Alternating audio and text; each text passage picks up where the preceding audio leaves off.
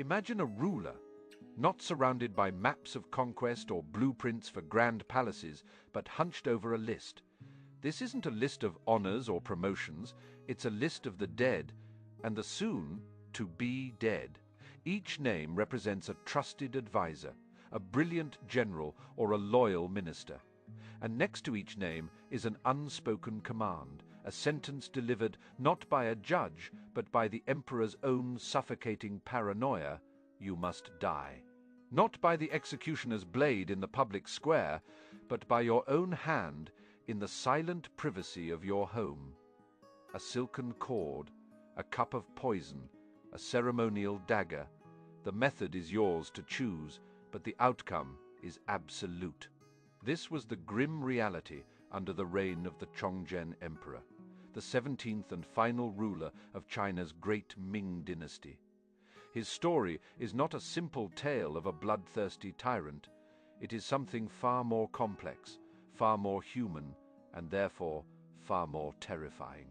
It's the story of a man who tried to save his empire, but ended up destroying it one name at a time, from a death list that existed only in his mind. He was a diligent king, a frugal man who patched his own robes, a ruler who so desperately wanted to be a sage. Yet, he went down in history as the emperor who orchestrated the suicides of his own best men, before ultimately being forced to do the same to himself. How does a savior become a destroyer? How does diligence curdle into deadly suspicion? To understand the tragedy of the Chongzhen Emperor, we must first understand the world of hope he was born into. The year is 1627. A 16-year-old boy named Zhu Yujian ascends the dragon throne. He takes the reign name Chongzhen, meaning honorable and auspicious. But the empire he inherited was anything but. The Ming Dynasty, after nearly 3 centuries of glory, was rotting from the inside out. The treasury was empty, the military was weak, and the land was plagued by famine and natural disasters. But the most immediate and venomous cancer was the eunuch Wei Zhongxian. Wei was a de facto dictator. He had manipulated Chongzhen's frail and disinterested older brother, the Tianqi Emperor, to gain absolute power. His network of spies and enforcers permeated every corner of the Forbidden City and beyond. Officials who opposed him were brutally purged, tortured, executed, their families ruined. Corruption was rampant, and loyalty was sworn not to the throne, but to the eunuch. The court was a nest of vipers, and the young Chongzhen was dropped right into the middle of it. For months, he played the part of an unassuming teenager. He was quiet, observant, and outwardly compliant with Wei Zhongxian's authority. Wei, seeing a boy, underestimated him completely. He thought he could control this new puppet just as he had the last. He was wrong. Chongzhen was listening, he was learning, he was waiting, and then, with the suddenness of a lightning strike, he moved. In a masterfully orchestrated series of maneuvers, Chongzhen calmly and systematically dismantled Wei's entire power structure. He accepted memorials from officials detailing Wei's crimes, a brave act that signaled a shift in the political winds. He stripped Wei of his titles and exiled him, sensing his doom. Wei Zhongxian hanged himself on the road to his exile. Chongzhen didn't stop there. He then launched a full-scale purge of Wei's vast network, publishing a list of hundreds of his cronies and condemning them. A wave of relief and euphoria swept across the empire. It seemed a new dawn had arrived. The young emperor was hailed as a genius, a decisive and righteous ruler who had single-handedly cleansed the court. He was everything the people had hoped for: hard-working, personally frugal to the point of asceticism, and deeply serious about his duties. He would rise before dawn to read memorials, and would often work late into the night discussing policy with his ministers. He seemed to possess the very qualities needed to reverse the dynasty's decline. But hidden beneath this promising surface were the seeds of his own destruction. His diligence was shadowed by an anxious impatience. His decisiveness was underpinned by a deep-seated insecurity, and his righteous purge of Wei Zhongshan's faction, while necessary, taught him a dangerous lesson that the world was full of conspiracies, that betrayal could be found behind the most loyal, seeming faces, and that absolute, swift force was the only answer. He had won his first battle, but it had planted a poison in his soul, a paranoia that would grow to consume him and his empire with him. The initial hope that Chongzhen inspired soon began to sour, as the sheer scale of the crisis facing the Ming Dynasty became crushingly apparent. It wasn't just one corrupt eunuch, it was a perfect storm of catastrophe. In the north, the Manchus, a formidable military power led by the ambitious Hong Taiji, were relentlessly probing the Great Wall, threatening to break through and descend upon Beijing. In the countryside, years of famine and crippling taxes had pushed millions to the brink. Peasant rebellions erupted across the provinces, growing from small bands of desperate farmers into massive organized armies led by charismatic and ruthless leaders like Li Zikang and Zhang Shong. The empire was bleeding from 1,000 cuts, and Chongzhen was the lone physician trying to stitch it all together. The pressure was immense, unimaginable for a man barely out of his teens. His workload was relentless. Every day brought fresh news of a military defeat, another city fallen to rebels, another natural disaster. The weight of it all began to warp his personality. His diligence became a frantic micromanagement. He trusted no one to make a decision, demanding to personally approve even minor troop movements or local appointments. This not only paralyzed the bureaucracy, but also meant that every failure, no matter how small or distant, landed directly on his shoulders. He felt the sting of every defeat personally. His solution was to demand absolute success and punish any failure with ruthless severity. He began to see incompetence and betrayal everywhere. If a general lost a battle, it wasn't due to being outnumbered or outmaneuvered. It was because he was either a fool or a traitor. If a minister proposed a policy that didn't yield immediate results, he was suspected of sabotage or colluding with court factions. Court, once cleansed of Wei Zhongshan, became a new kind of political battlefield, a revolving door of fear in his 17-year reign. Chongzhen went through an astonishing 50 grand secretaries, the equivalent of a prime minister. The average tenure was a few months. His ministers of war were replaced at an even more alarming rate. Many of these officials didn't just retire, they were imprisoned, exiled, executed, or handed the silken cord of forced suicide. A climate of terror descended upon the Forbidden City officials, became terrified of offering any advice that might displease the emperor. Honesty became a liability. The safest course of action was to tell the emperor what he wanted to hear, to agree with his every impulse, to flatter his wisdom. This created a fatal feedback loop, surrounded by sycophants. Chongzhen became even more isolated, more convinced of his own righteousness, and more detached from the grim realities on the ground. His death list was beginning to form.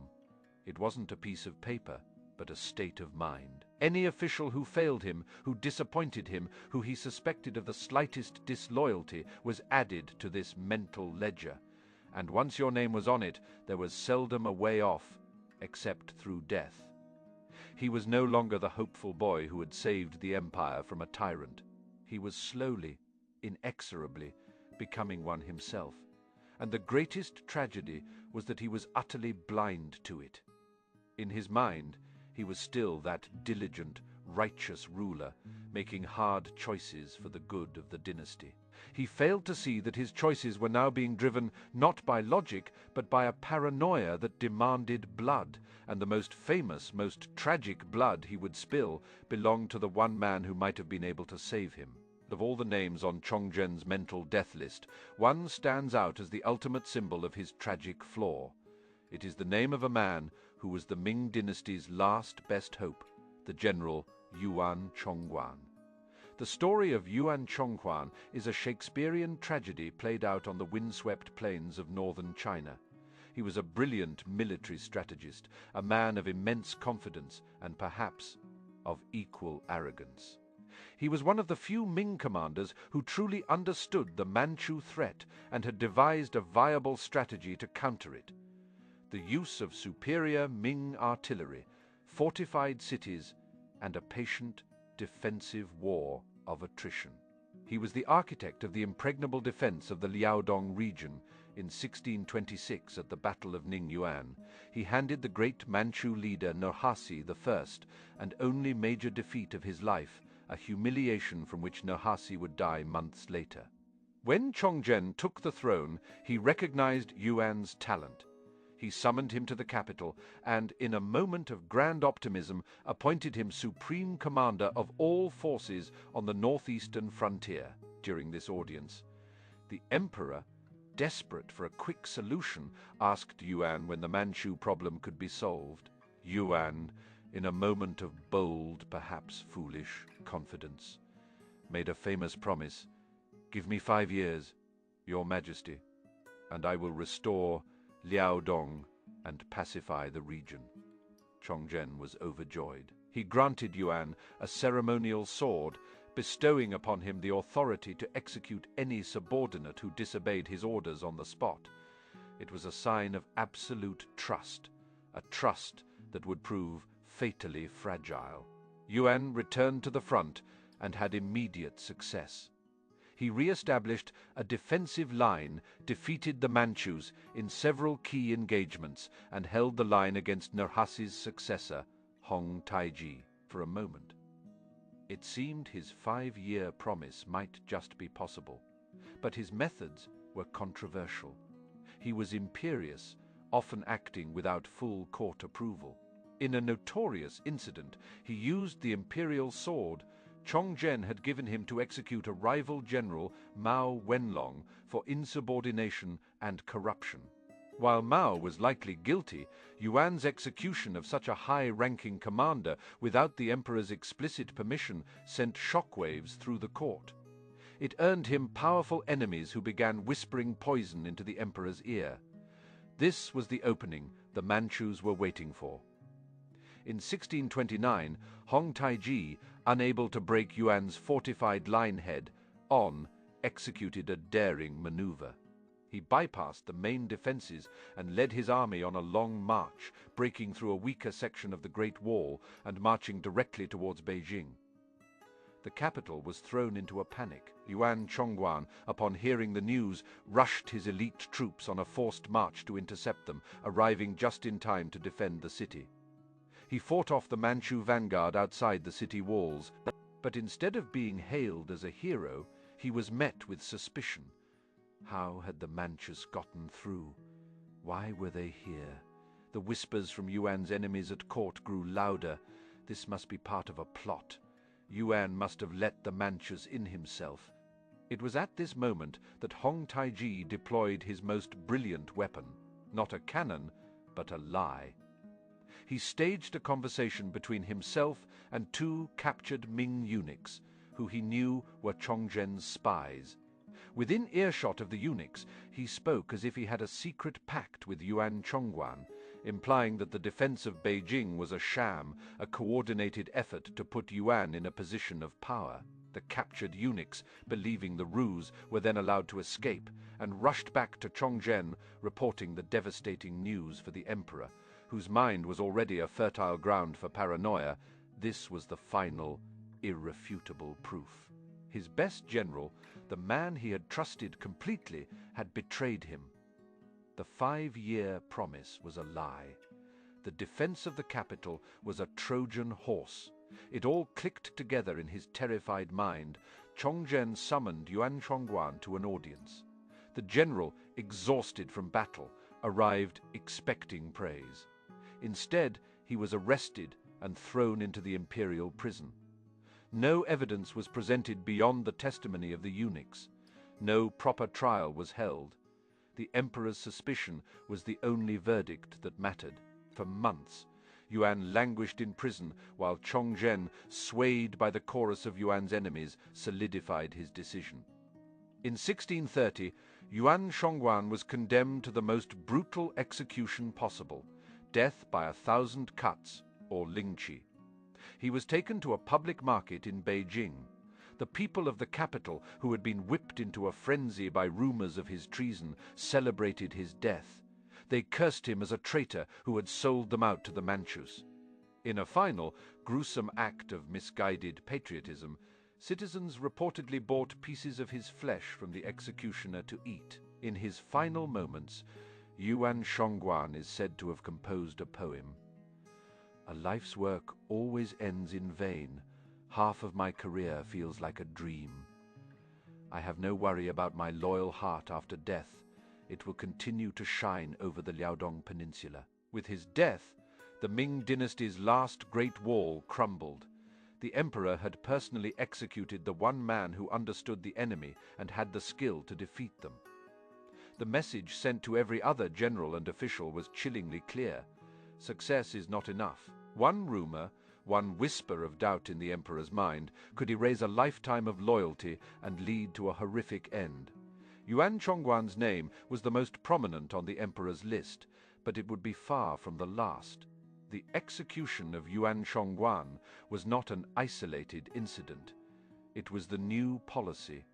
The emperor's mental death list became the primary tool of his governance. The criteria for being added were dangerously broad: military failure, policy disagreement association with a fallen official, or simply being the subject of a believable rumor. The result was a government perpetually in a state of self-destruction. Take the case of Chen Xinjia, who served as Chongzhen's Minister of War. By 1642, the situation was dire. The treasury was bankrupt, and the Ming army was stretched thin, fighting both the rebels internally and the Manchus externally. Chen, a pragmatist, saw that fighting a two-front war was impossible. He secretly initiated peace talks with the Manchus, a logical, if politically dangerous, move. He kept the negotiations secret from the hawkish court, reporting only to the emperor. Chongzhen, in a rare moment of clarity, quietly approved, understanding the desperation of their situation. However, a careless servant leaked the details of the peace proposal to the public. The court erupted in outrage. To negotiate with the barbarians was seen as the ultimate betrayal, a cowardly act of surrender. The same ministers who had offered no viable alternatives screamed for blood. Chongzhen was cornered. To admit he had authorized the talks would be to admit weakness and failure, making him the target of the court's fury. Instead of taking responsibility, he chose a scapegoat. He feigned ignorance and outrage, directing all the blame onto his Minister of War. Chen Xinjia was arrested, and to silence him and appease the court, Chongzhen sent him the all-too-familiar imperial command. Chen was forced to commit suicide. The emperor had saved his own reputation at the cost of his minister's life and sabotaged the only chance for a peace that might have saved his dynasty. This pattern repeated itself over and over. Generals on the front lines became more afraid of the emperor in Beijing than the enemy in front of them. If they fought and lost, they would be executed. If they didn't fight, they would be executed for cowardice. If they won but were not rewarded to the court's satisfaction, they would be accused of corruption and executed. There was no winning. This created a strategic paralysis. Commanders would refuse to commit their troops to decisive battles, preferring to engage in minor skirmishes to look busy without risking a major loss.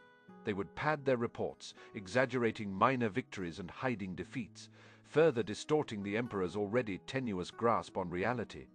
The pool of competent officials willing to serve shrank dramatically. Why risk your life and the lives of your family to serve a master who saw ghosts behind every corner?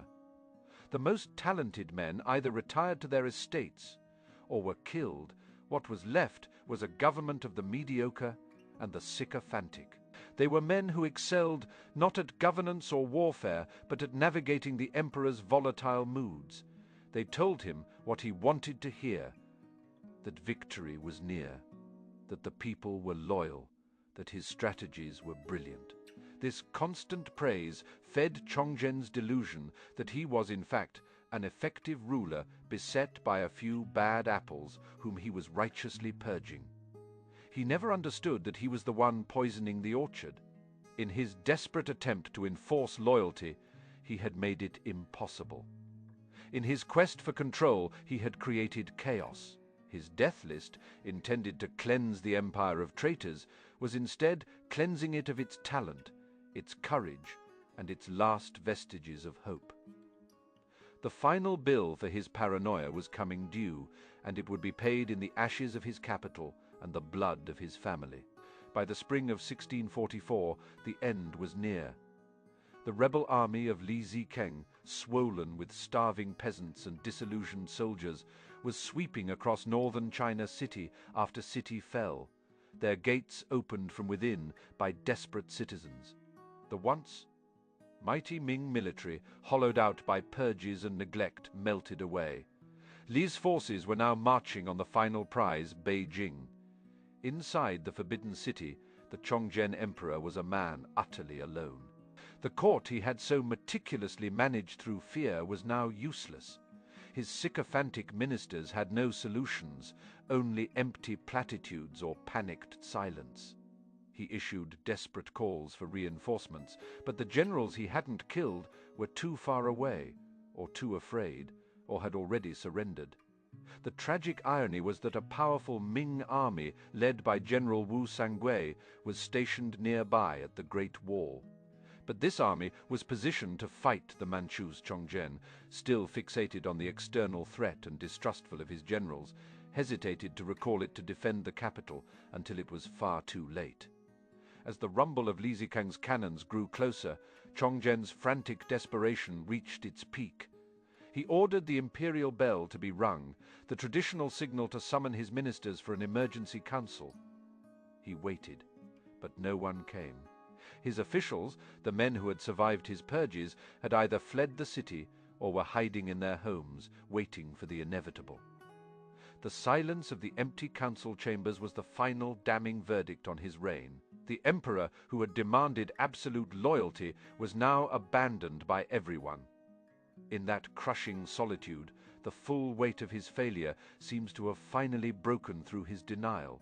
He wandered the vast, silent palace, a ghost in his own home. He wrote a final imperial decree, not on fine paper, but on the front of his own blue dragon robe.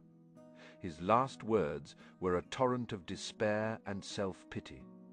"I, feeble and of small virtue, have offended heaven above," he wrote. "The rebels have seized my capital because my ministers deceived me. I die, unable to face my ancestors in the afterlife. I will remove my imperial crown and cover my face.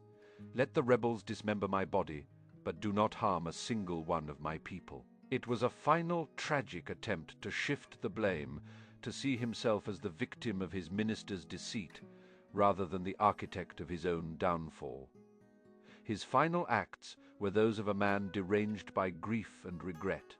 He gathered his family. He ordered his empress to hang herself, and she complied. He then took up a sword, his hands trembling. Confronting his daughters, he cried, "Why were you ever born into this family?" He slashed at his 15-year-old daughter, Princess Changping, severing her arm. He killed his younger daughter, Princess Zoran. Then, in the pre-dawn darkness of the 25th of April, 1644, the Chongzhen Emperor, accompanied by a single loyal eunuch, fled the forbidden city through a back gate. He stumbled up the small, man-made hill just north of the palace, known as Jingshan, or Coal Hill. There, in a scholar's pavilion, with the sounds of the invading army filling the air, the last emperor of the Ming Dynasty took off his shoe, looped his sash over a branch, and hanged himself. The man who had forced so many of his subjects to commit suicide had finally added his own name to the top of his death list.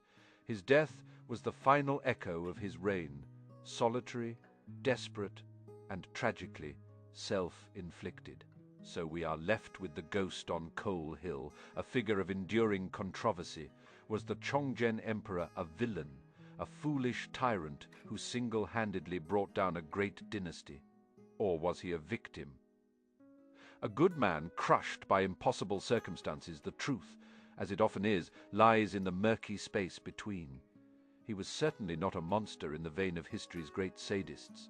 He was, by all accounts, a man of personal integrity, dedicated to his duty, and possessed of a genuine desire to save his empire. He was not lazy, he was not decadent, and he was not wantonly cruel for pleasure. But he was also a profoundly flawed human being. His diligence was poisoned by impatience, his sense of righteousness by a rigid and unforgiving nature, and his intelligence by a deep-seated paranoia that made him incapable of trust. Trust is the essential currency of leadership. It is the bond between a ruler and his people, between a general and his officers, between a government and its officials. Chongzhen, haunted by the spectre of Wei Zhongxian's betrayal, was bankrupt of trust. He saw conspiracies in shadows and treason in failure. His infamous death list was the ultimate expression of this bankruptcy. By making loyalty impossible to prove and failure a capital crime, he severed the very sinews of his government. He created a system where the brave and the honest were punished, and the cowardly and deceitful were promoted. He surrounded himself with mirrors that only reflected his own anxieties back at him until he was left alone in a palace of echoes with no one to turn to. Perhaps the greatest tragedy is that Chongzhen possessed the virtues of a great ruler in peacetime. His diligence and frugality would have been celebrated, but he was cursed to rule in a time of unprecedented crisis, a storm that magnified his personal flaws into fatal dynasty, ending weaknesses. His story is a chilling reminder that good intentions are not enough. It is a lesson in the terrifying power of paranoia, and how the psychology of a single person in a position of ultimate authority can shape the destiny of millions. The Chongzhen Emperor was not the sole cause of the Ming Dynasty's fall, but his hands were firmly on the tiller as the ship of state steered directly into the iceberg. He wasn't the storm, but he was the captain who, in a panic, threw his best navigators overboard, one by one, until he was left to wrestle with the wheel alone as the waves crashed over the deck.